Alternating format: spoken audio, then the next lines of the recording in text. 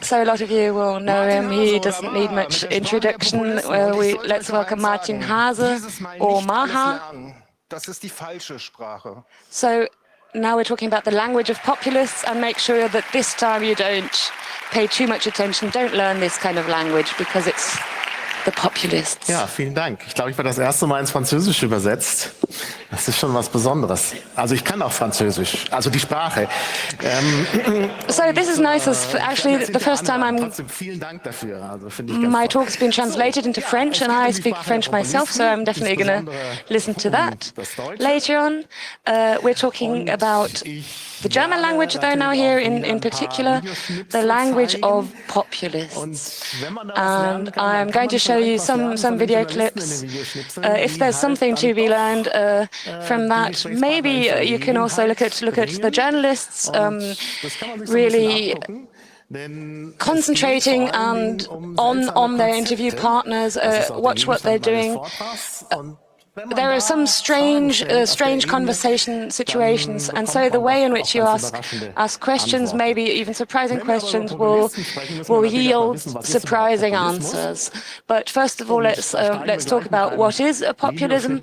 So I'd like to start out with a clip just to give you an impression, but I will give a more abstract definition later on. But we get this first explanation here. My criticism is that you don't speak the truth. About refugees? No, you don't speak the truth.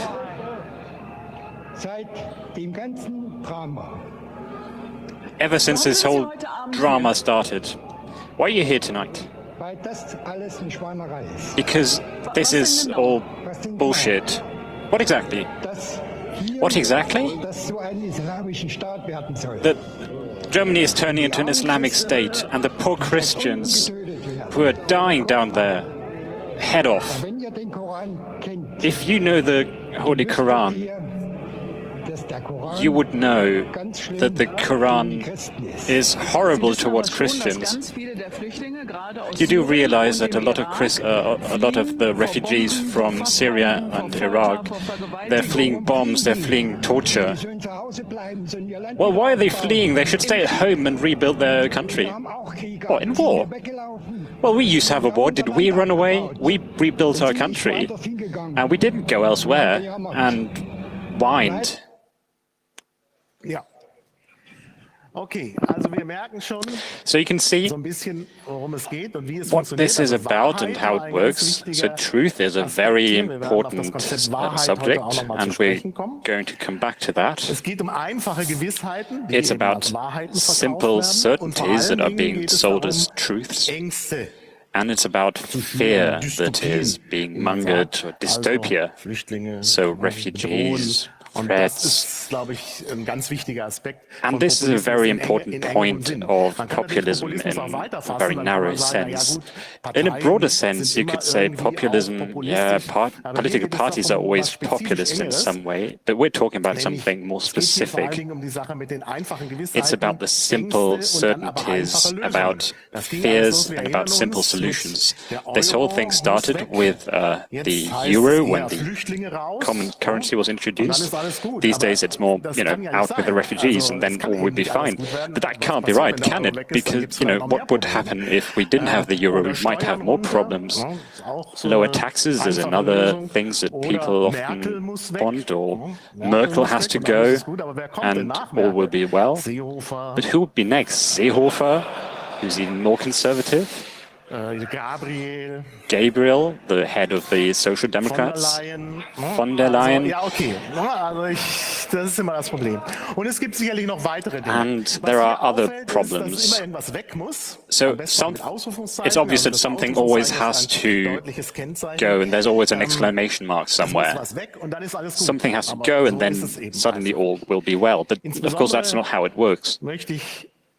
Of course, what I want to speak about most is right-wing populism, and there are three criteria here. Right-wing populism is often about the right of the majority, right of the strongest, which is supposed to rule. Then people want a strong state. They want law and order. That's something that many parties, many right-wing parties have in common. They want to institute law and order. And then there's blame that is being assigned to an unspecified minority, a de-specified minority, sorry. So, foreigners are supposed to be equal to refugees, they're equal to Muslims, and they're equal to Islamists, and they suddenly become equal to terrorists. So suddenly, I mean, of course, none of these things are equal, but at the end of the day, foreigners are the same thing as terrorists. There are some other variants of this. There is one variant of this, which is the libertarian variant. That's not about the right of the majority, but the right of the people, you know, the strongest, if you will. And they don't want a strong state. It's just about lowering taxes. How those are connected is not quite clear. And there are other de-specified minorities. For instance, people who receive public benefits. Someone from the Conservative Party told me earlier this year that public officials are to blame because they don't pay health insurance, which is weird because I'm one of them and I do, but anyhow. And then there's left-wing populism, which is a bit of an odd name because it's still right-wing, if you ask me. They claim also to, you know, have the right of the majority. They also want a strong state. And of course, it's obvious that there are few rich people and lots of not rich people. But if you ask them who these 1% or 0.1% are, they always say that it's the Rothschilds. And that's a bit bizarre. And of course, the financial system is supported by lots of people who, you know, have stakes in companies or who receive retirement money or pay into the retirement funds. And talking about speech, there is one important aspect that we've already been talking about, the tsunami of refugees. So people have been speaking of a tsunami or of an avalanche or of a wave or a crisis. And the further you go down this list, the more hits you find on Google if you search for it. So the refugee crisis has become the common term. And the hypothesis that I would like to put forth is that this is how the language of populists turns into common language. Because refugee crisis, so the common term, might not be as crass and as much of a dysphemism as tsunami, but it's still something that dehumanizes a minority and that depicts reality in a certain way, which ends up in claims such as this: people who feel foreign in their own country, which is of course a paradox because your own country is the country in which you are not a foreigner. So the definition of foreigner simply doesn't fit with this definition. But these paradoxes are something that always shows up, and this is something you're going to see some, a couple more times tonight. And there are some words that I've called bent words because they've been bent out of recognition. You cannot recognize them instantly, and it takes some thought to understand there's something exceptional that is in the is used in a right-wing context. The first of these is ethno-pluralism, which sounds great at first glance. What does it mean? It's, of course, used for, a fighting term, if you will. And people claim that, yeah, of course, we like pluralism, but all the ethnicities should stay where they belong. So, of course, the Africans should stay in Africa. Another term that I didn't understand at first was train station clappers or train station applauders, and it's not. It's the refugee welcome clappers. It's people who welcome people, welcome refugees who come to Germany. So there are some strong semantics that you don't understand if you don't belong to that particular filter battle bubble. And then there are reinterpretations where people take words and put them, turn them into a different interpretation. They use a different interpretation of these words, where people are suddenly convinced by arguments because they don't fully understand them. One of these is democracy. It's something you often hear, especially also in the videos that I'm going to show you. People ask for more democracy, and of course that's something that everybody would want. But if you look at it more closely, then people use certain sleights of, etymological sleights of hand. So it comes from demos, so we want the Greek demos, which stands for people, and these people turn this into we are the people, and this turns into we want to rule. But of course, democracy also means that you need to support minorities, you need to protect minorities. But this is something that this turns on its head, where which wants to institute a rule of the majority.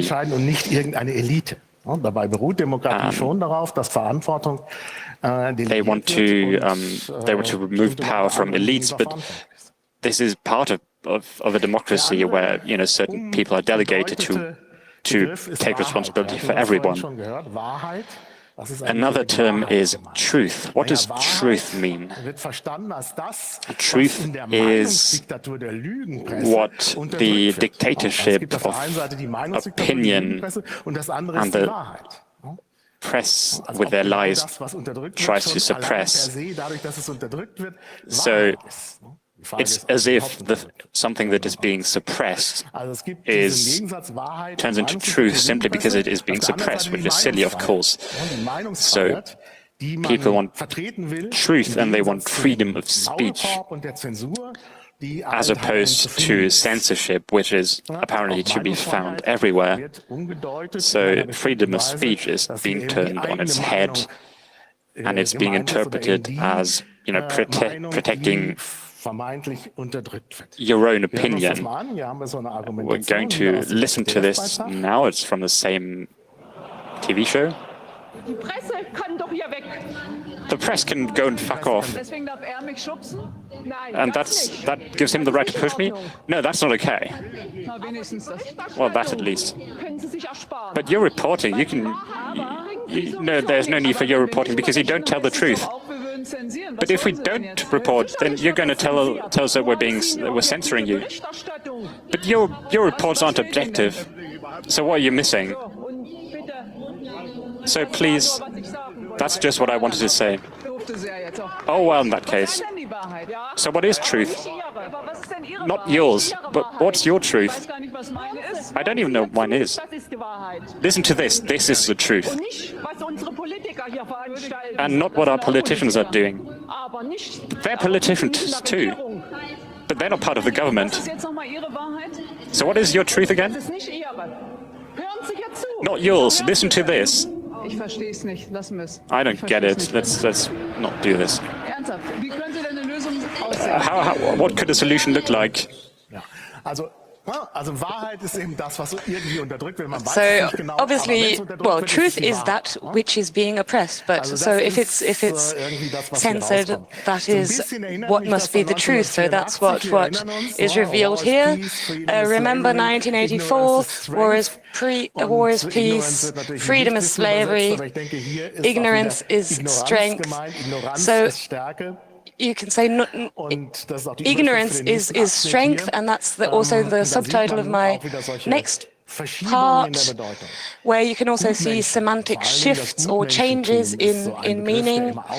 So Gutmensch, that just means a good person, but has been changed in its meaning. So if you look at the Google trend search here, the term has been in existence for a while, of course, as a political term, but in the recent years, you can really see the development in 2012 to 14, there's a real peak in 2014.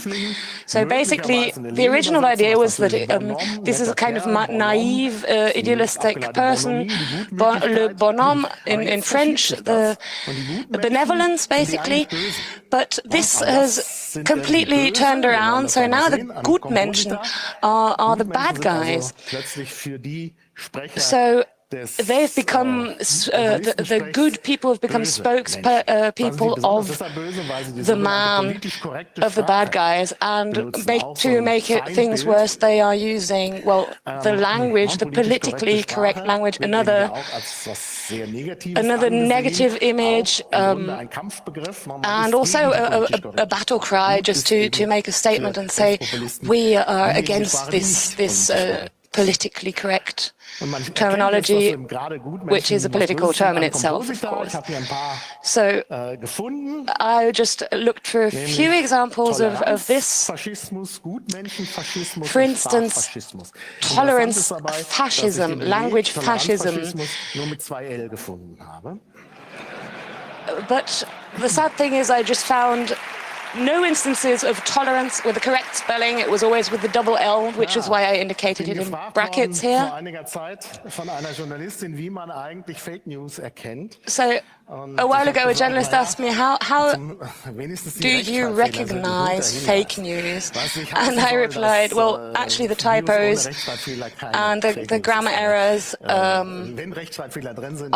quite good indication, but of course the obverse doesn't necessarily, it doesn't work the other way around necessarily. So I don't want to bash people with spelling weakness, and I have tendencies of that towards that myself, but I think you can observe that if you are not that strong a writer in terms of grammar, well, the thing to do is that to have at least another person look at it, and usually there are correction mechanisms in place, at least in published text, and if these errors go all the way through, you can, well, assume that it might be fake news. Another term which has been turned into a very negative ideological term is gender and all related expressions, gender mainstreaming, for example, which basically just means making gender as an issue visible in policy, in public. But what we see here is that something very specific is referenced here. Genderism. There are isms made out of this, gender ideology and gender madness and even gender fascism. So this is the discourse environment. So, well, what do these people actually mean by fascism? Are they talking about one gender being repressed, discriminated against? No, we're talking about language. So, for instance, as gender mainstreaming supposes we can make differences in gender visible in language, in choices of pronouns, for example, and that even is, well, referred to as gender fascism. So, another interesting word, so strangely enough, early sexualization is this expression. Strangely enough, sexualization as such, as a standalone word, doesn't exist as much, only in this combination. And again, the Google Trends 2006, there was a discussion in Switzerland in the German-speaking countries, but then 2011 you can see it's increasing, and it was picked up from side right-wing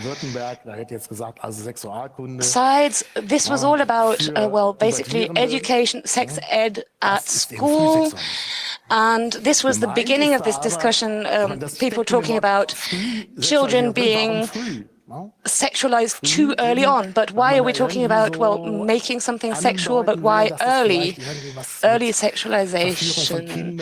So you're just alleging or dropping hints that there is something to do with, there's some stigma attached, something to do with pedophiles or kids being abused somehow. But no, the whole talk is just about sex ed in schools. So völkisch, a very difficult term that suddenly reappeared in the discussion. The basis of this adjective is Volk, the people, the population of a nation state, and this it goes back to the German Enlightenment philosopher Fichte. 18th, 19th century, and Fichte said that völkisch, the word for Deutsch, German, he traces back to the old Germanic diota, which also means people. So the Deutsch actually means the German, the adjective Deutsch, he claims goes all the way back to the word for population. So he claims that völkisch is actually synonymous with Deutsch, German. So used synonymously with national, for instance, or pertaining to the German nation state. But of course, in the 20th century, this expression was, well, made another development. You can see here in the around the First World War, or this was also used in the context, in an anti-Semitic sense, to mean explicitly not Jewish, not Semitic. And of course, you can see in the 1930s or 40s the increased importance of this terminology in National Socialism. So 2016 looks quite similar. So you can see a similar peak in mid-2016. So you have a bit of discussion. Something happened, and then there's a bit of debate around it, and then it just kind of peters out and disappears from the discourse. Well, another related term where things developed a bit differently, but you can also see the word Volk in here, in Umvolkung. So this means refolking, repeopling an area. So geographically is the implied meaning. Well, I'll get to that, but what happens now is in recent times, this is Umvolkung is used as a terminology to replace the more generic terms for overpopulation.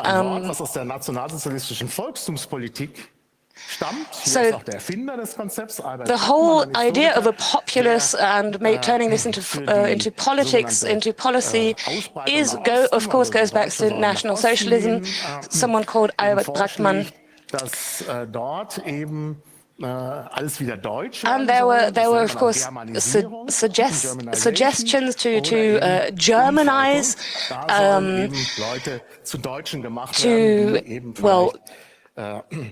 clear up a populace basically, or actively make people move. That's what the Umvolkung refers to, people literally moving around to get back to where they apparently or allegedly belong. So, but what's new is that this discussion is being led again, that people moving here, the composition of the population changes, and the spin is now that in Germany and Austria, these shifts in population are happening, and this is a supposed, active move. But this victim role is very interesting in this folk and repopulation context, and we'd like to hear some quotes here directly from Pegida. So again, we are going to hear the truth from the interviewee. So, well, what is it what you want? Well, people have to be enlightened. People have to be informed that we don't have a sovereign government, that they're all under orders from Tel Aviv and Washington, and we're being governed by Jewish lobby. That's not populism. That's fact. And the Democrats are financing the Democrats. But with what right is the population being switched around, being exchanged, even if we don't have the sovereignty, and if even academics have to move from one internship to the next? That's all the economic lobby to blame. How many times shall I apply? Well, how is that to change? Well, look at what's coming from the people. I was defamed. I was criticized for saying you should catch all the refugees in the Mediterranean already. And you know what people said? They said I was a Nazi. But the Australian government is already doing that all the time. Is anyone calling them Nazis? Is all Australia Nazi? And well, if someone comes here, we have to have a perspective, but we don't have that perspective. But we don't have any space and we don't have any jobs. Have a look around. So 70, 80%, they're not even German.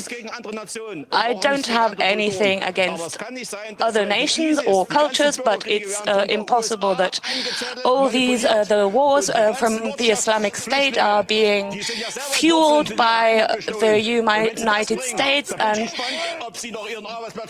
if you publish this interview, well, I'm really interested if you're going to keep your job. Thank you.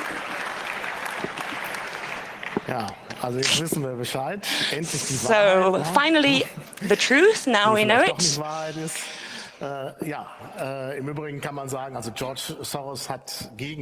So George Soros, notably important to remember that he didn't support Trump, and Soros is actually Bush didn't support. Well, and his name isn't Jewish, etc. But so it's all a bit conspiracy. But what we're seeing here from this speaker is that he's trying to get behind something, to get to the bottom of something, and so people do enjoy practicing a bit of etymology, going to the roots of words, and right populists like to do this as well. So there's another expression, false etymology, and interestingly enough, in German you say that's a folk etymology. So basically we have the example we had before, folkish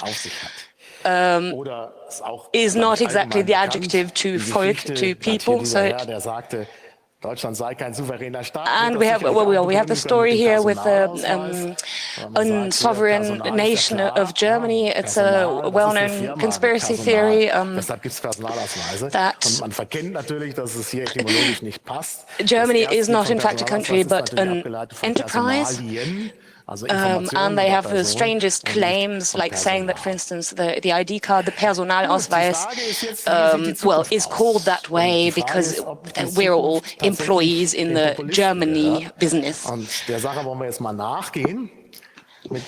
So let's get to the bottom of this with somebody who qualifies as a populist, at least in this instance. This is Seehofer, the head of the Bavarian Conservative Party. The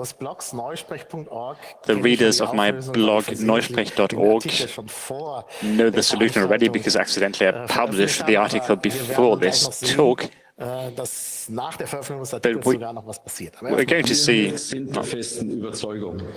We are convinced that this big historic task of integrating refugees into our country, and that the popular support is not going to be available unless we cap the influx of refugees.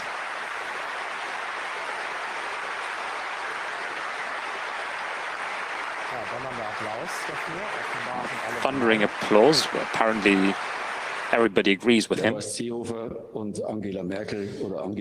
Seehofer and Angela Merkel have always found a solution to everything. If this is going to be the motto of the coming weeks, then you'll be warmly invited back.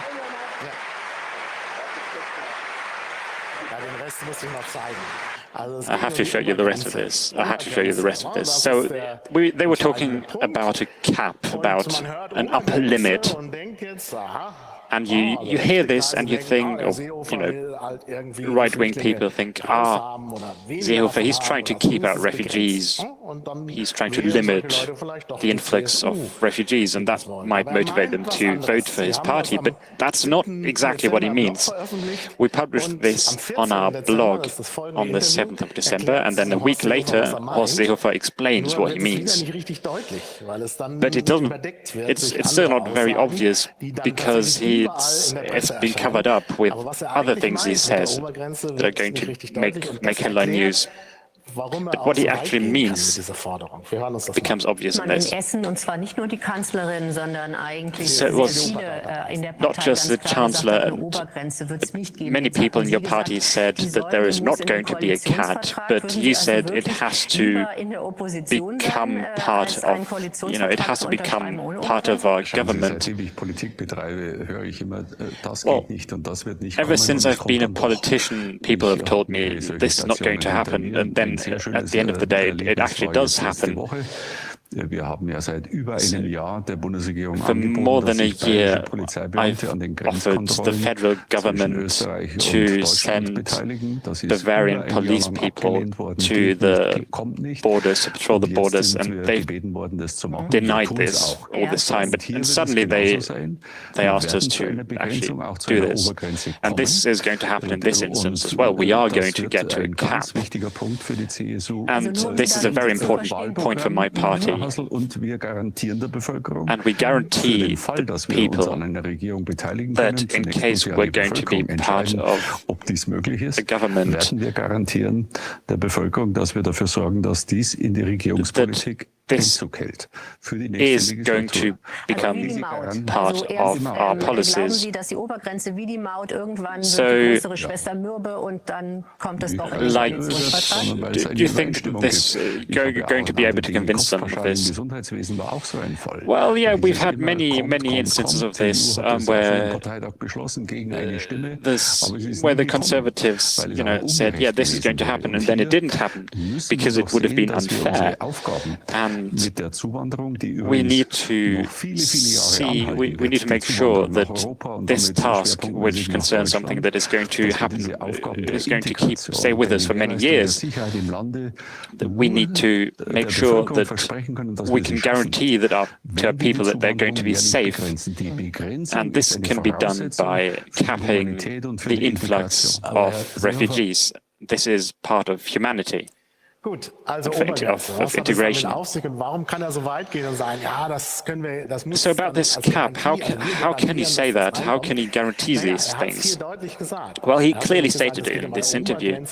He said it's about capping immigration, which is not the same thing as refugees, because immigration is about integrating people and giving them German citizenship. And he wants to cap this, but that's not what this whole discussion is about. But this is what people hear is something very different. You know, the people who are in these right-wing circles, they hear, oh, good, no more refugees, this is great. But that's not what he was actually talking about. He doesn't want to cap the influx of refugees. Although he also proposes transit zones. But no, what he's talking about is immigration. But the people, you know, right-wing people hear that he wants to limit refugees. And of course, because of this, it's also not problem. There's also no constitutional problem, because he's speaking simply about immigration and not about refugees. So people hear something that he's not actually saying, and this is a bit concerning. Something else I've heard in a chat show, and which shows that something went wrong, is that multiculturalism has failed. Multiculti, which should be a noun, but it doesn't have an article. A bit like cyber. Cyber is similar to multiculti because you can't put the multiculti in front of it. We need a category for these words, and I'm going to call them pseudo-nouns that can't really be described as nouns, and that makes it hard to know what they're supposed to mean. Another word, or another part of a word that I consider one of my words of the year is critical, which apparently shows that populism is spreading, that populist ways of arguing are actually falling onto fertile ground. So this has been in very widely circulated German newspapers. Words like critical of gays, critical of asylum, critical of immigration. It's easy to find if you Google for it. These are words you can actually find in our press, and of course they're wrong. There is such a thing as criticism of religion. It's something that people often practice who belong to that religion because they want to know what the true belief is. If you're critical of Islam, then you just reject Islam. You're not treating it critically. You're not thinking about it critically. Critical of asylum, that also doesn't mean that maybe they're not being treated in, maybe the conditions in which they're treated aren't good. No, what you mean is that asylum is wrong. And criticism of homosexuality doesn't mean that certain aspects of homosexuality are better than others. No, it's simply hostility towards homosexuality or immigration, asylum, or Islam. But they don't call themselves hostile, they call themselves critical. And this is very common language in the press. The same thing with concerned citizens or concerned parents, which is something that you can just, read in the newspaper or hear in the evening news, and nobody questions it. Another interesting thing is that concerned citizens only ever appears in the male gender in German. So concerned parents are possibly hostile to homosexuals. And then there's, of course, post-fact or post-truth. And FIFA earlier asked me what, about some distinctions about these of these terms. Fake news might be neutral, but fake news, like post-truth, are, of course, weakened words, because fake news is not news, it's simply wrong information. Simply propaganda, and post-truth is even worse because it's essentially lies, but you don't call them lies, you call them post-truth. And there's an epistemological background to all of this, which is that there's a very important distinction between natural sciences and social sciences. Because natural sciences wants to well, they use the terms antefactum and postfactum about explanations that you can sometimes only have, before or after the fact. It's, about this weird debate of natural versus cultural and phenomena that are not predictable. But this is where this comes from. Angela Merkel would know this term, after-the-fact explanation, because she studied physics. So post-truth, yes, which is in German being translated as post-factual. Post-truth Post-truth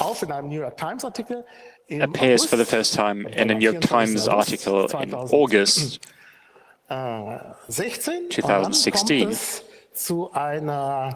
And then there's a reappearance in The Economist in September, 17th of September. And then it creeps into German, post-factual, but is still fairly insignificant. Then there's another post-truth peak when Trump gets elected. It doesn't really reappear afterwards. And then suddenly the federal chancellor says post-factual, and everybody Googles it, and there's this massive peak, and it becomes word of the year in Germany. So it's fairly obvious that there's a certain connotation here, and it even surpasses the usage of post-truth. These are not German trends, these are worldwide trends, so you'd expect post-truth to eclipse post-factual, but that's not what we see. Post-factual actually eclipses post-truth. So the problem with post-factual is that it minimizes things, it softens things, it displays things that are wrong as simply post-factual and weakens them in that way, but it's a term that everybody uses it, and I've been hearing it even at this Congress, and it's, you read it all the time, even though it's not really the right word to use. And I think where our political opponent is arming themselves, we shouldn't simply use their words, we should use stronger words, we should use contrafactual or simply lies, and this is a recommendation that I would like to make to you.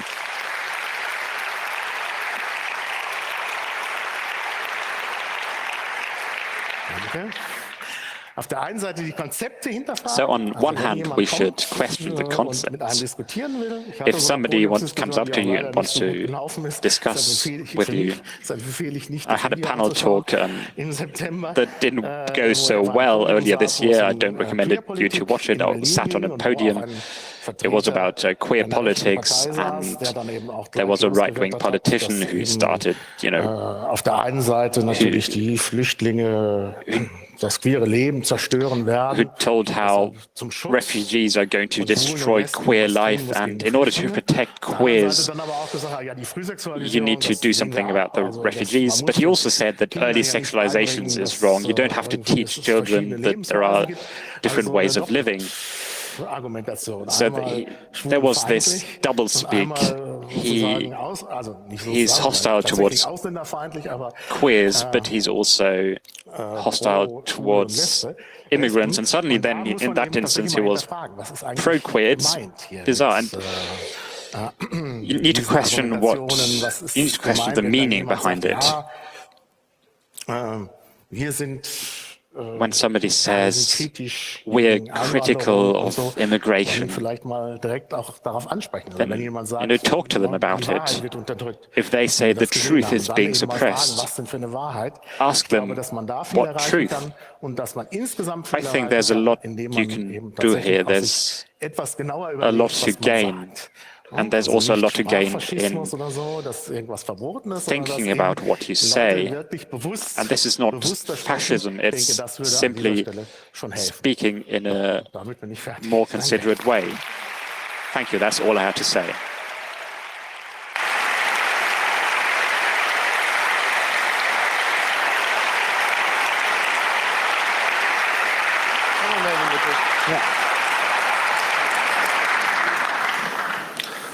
Oh, ihr kennt euch aus. Noch nicht rausrennen. Don't leave yet, we're not that quick. We're going to have a Q&A section. Who of you has questions? Or does the internet have questions? Are there any questions coming in? Es kommen gerade welche rein. Yes, we have questions coming in. Wieder nicht, ja? Yeah, the internet's a bit slow. Na gut. Bitte, dann die 2. Microphone number 2. Ja, hast du dich schon mit dem ziemlich skurrilen Begriff Bio-Deutsch befasst? Have you thought about the term Bio-Deutsch, Bio-German, Organic German? Bei meinen Recherchen ist mir der auch untergekommen. Yeah, I stumbled over that couple of times in the course of my research. I didn't include it here, but I think I agree it's a very interesting term because bio, as in organic, German, bio is a very positive word, for instance, even when it's not really suitable, for instance, biodiesel. But in this context, it means something else. Autochthonous or being in Germany for several generations. That's what it implies. So sort of nationality as an inherited trait. This is what it refers to, but I have to be perfectly honest. I didn't include it in my corpus just for this examination because I'm not exactly sure where this term is going, really. I mean, I'm looking for evidence or looking for indications of who's using these expressions, what is the intention of these pieces of speech. So I did find it more in the offside media, right-wing blogs and social media, and not necessarily in standard larger media, but I thought I wasn't too clear on the semantics, and so I just left it out. I know something about this. I looked at it a couple of years ago. The first person to use this word was a Green politician, Cem Özdemir. That's all about that. I'll look into that. Is there a rhetorical pattern that you can use when you sit with people who always contradict themselves but still talk in a populist way? What pattern do you recommend to join a conversation with them, or should you simply leave?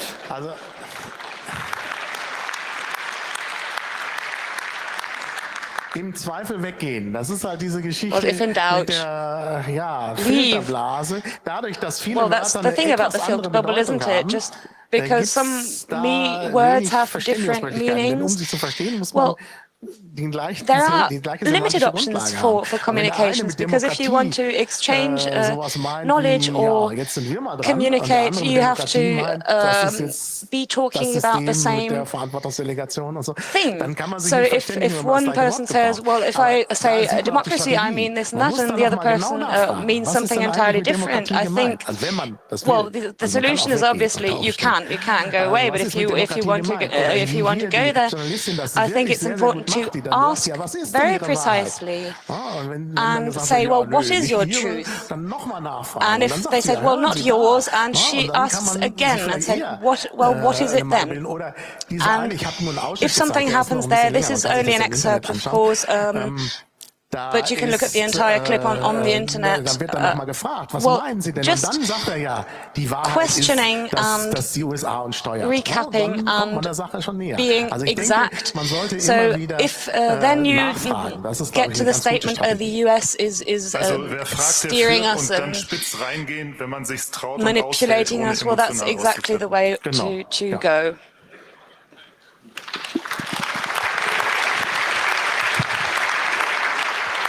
Einmal die Frage aus dem Internet, bitte. Question from the internet. The internet has several questions. The first of them is, are terms like post-factual or conspiracy theories, are they good for democracy because they're an easy way to end the discussion? Are they bad for democracy? Oh, it's me, well. Das ist wirklich eine schwierige Frage. That is a difficult question. Ich glaube nicht, dass ich denke, postfaktisch ist einfach wirklich ein gelungenes Wort. Das sollte man dann schon post-factual in this sense that's being used. It's just something to avoid. I don't think you are terminating a discussion prematurely by using a word like this, but this is a euphemism. And quite maybe even a possibility of keeping the conversation going in a softer way.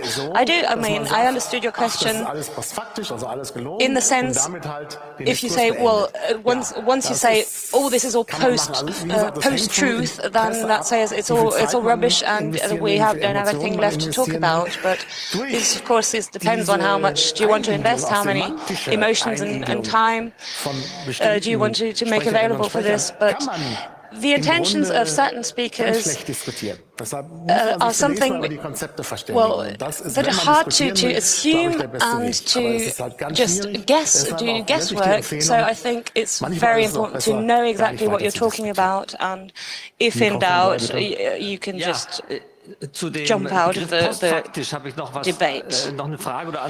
About the term post-factual, post-truth, it comes from an article in The Economist, and it was about a certain style of politics. And the article claimed that truth is no longer important, it's simply about emotion. So is this about untruths, or is it about new style of politics? Well, yeah, this Economist article, yes, it was about style of politics and also about this word post-factual, post-truth. But what I meant is that the politics that's being done, or the style. I'm talking about the use of the word post-factual. In the German sense. So there is a relation to fake news, even though this is only, first of all, an adjective, a description of the political style, policies and emotions that have changed just in public discourse. But then, well, actually, we're in the middle of populism already. That's what populism means, that you're doing politics with emotions, and that's what this new political style means, a populist style, working with emotions versus fact. That's what I had at the beginning, the simple truths, the simple, easy convictions, because that's the kind of, gives a sense of security or comfort. Well, I know I have my certainty, and for instance, Allheilmittel, also allein selig machen, ist natürlich nicht die Lösung. Ne? Und das ist eben genau dieses Arbeiten mit Gefühlen, was man eigentlich nicht will. Das ist nicht, das basiert nicht auf Fakten, aber die Verwendung von postfaktisch this is something which I endorse, but the way it's talked about is, well, it's all going in the direction of fake news, and how do you evaluate a certain Mikrofon 4 bitte. Hallo, du hast gerade expressions which you might as well call lies. Flüchtlingskrise und so weiter. You use terms like refugee crisis or youth refugee in den Medien oft verwendet wird. Und wave. das erinnert mich ein bisschen an I realize that the term refugee question has been cropping up more and more, which reminds me of the Jewish question, which was used by the Nazis. And the only thing I'm waiting for now is the final solution to the question, to the refugee question. Do you think that's going to happen? Ich muss mal nach den Kontexten von Flüchtlingsfrage suchen. I will look up the context of this phrase, Flüchtlingsfrage, the refugee question, which is a but I do think, even so, maybe the semantics isn't, well, as harsh, because just a question, just an issue is something which is a lot milder than maybe the crisis or the deluge. But of course that association is there, because we know the Nazi terminology of the Jewish question, and I hadn't in fact noticed that, so thank you for that. Eine Frage aus dem Internet? Question from the internet. Was ist deiner Meinung nach die Ursache für die Verschiebung der What do you Argumentation think weg is von the Fakten reason hin zu einer emotionalen behind the shift towards a more emotional Also vielleicht habe ich das nicht deutlich genug gemacht. Also sind hier Leute, die the tatsächlich eine background Strategie is haben. Das wird ja the strategy, of course, and maybe I didn't make that clear enough. Nicht so sehr die These are Äußerungen von people bestimmten who, Parteimitgliedern bringen, die are man going vielleicht somewhere with this. This is, of course, individual party politicians who have their agenda, and our strategy is first and foremost provoking and getting a foot in the door, getting our little niche in this discourse. So we have two sides. We have just getting topics into the media, the way to talk about phrases and issues, and also just the plain old provocation. Just saying, völkisch has to be a word we can use again, make it great again. I've been hearing the criticism that public discourse is being prevented because people are using strong terms for other people that aren't very fitting. So, you know, people who are against marriage for everyone are being called homophobes, or similar claims with racism, not homophobia. What do you think about this? Does this prevent discourse, and how can I answer this if I don't agree? Das ist in der Tat eine schwierige Sache. Also, ich meine, ich habe ja auch hier vertreten, clearly a difficult question. I mean, wenn sowas sagen wie convinced that, well, people who, for instance, say I'm gay critical, of course I'm convinced that they might use another word, preferably. But it's a difficult question, so maybe it's worthwhile to look at who is the person talking there.